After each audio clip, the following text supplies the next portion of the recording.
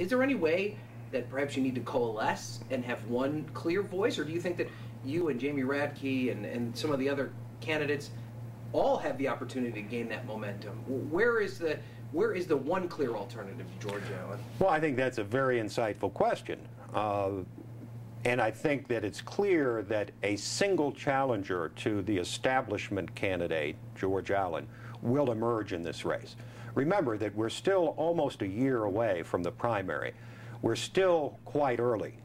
And there's plenty of time for a challenger to be able to distinguish himself from the rest of the field. I've felt from the beginning, or I wouldn't have gotten in this race, that I will be that challenger.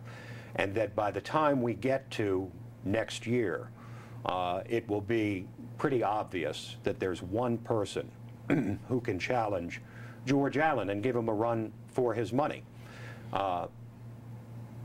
And no question, the mathematics are such that one of us must emerge in order to present a clear challenge. You know, if we get to late spring and you aren't potentially that person, I know you probably don't want to speak in hypotheticals, but would you, let me ask it a different way, would you hope that everybody feels the same way that you do? That if it's you, that the other folks in the race would recognize that and then everybody get behind one candidate? Do you think it's possible that the group of you could come together and say, this is our guy? I would hope that that is the case, because that's the way I feel. I will not do anything to impede the movement, the conservative movement, and to impede the voice of grassroots activists and the people who are truly engaged in the process in this state, who are knowledgeable, who are informed. They deserve to support someone who they know can give the establishment candidate in this race a run for his money. So I would hope, but I cannot guarantee that others in the race would feel the same way I am, because I'm concerned about where we're headed as a country, not about my own personal power. I have a very good life, and I'm doing this as an act of service, not as an act of self-aggrandizement. I'd be happy to go back to my life. If the voters of Virginia hear my message and they choose not to accept it, I will be happy to go back to my life, because I have a good life to go back to.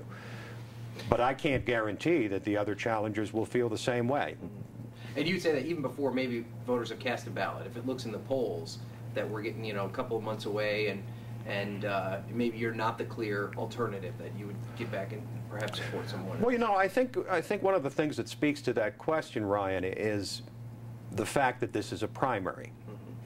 And in a primary, you get the most active, most engaged, most informed voters going to the polls. The establishment Republicans, the country club Republicans, so to speak, are less likely to go to the polls, far less likely than those who are really active in politics. And therefore, what I see in the grassroots is a singular lack of enthusiasm for the establishment and for the establishment candidate in this race. And that was part of the, the reasoning behind my candidacy was that my voice would be heard in the community that would be the most likely to vote in this primary. It's a state of 8 million, but it's likely that perhaps only 150,000 or 200,000 people will vote in this primary. And funny things happen in primaries, as you know.